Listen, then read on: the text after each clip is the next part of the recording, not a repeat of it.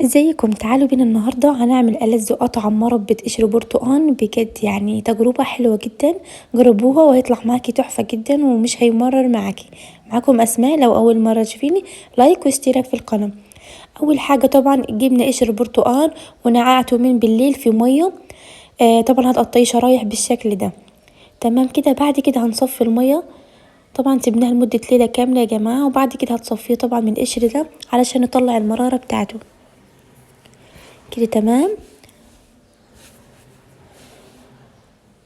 بعد كده طبعا هنشطفه تاني وهنحط له ميه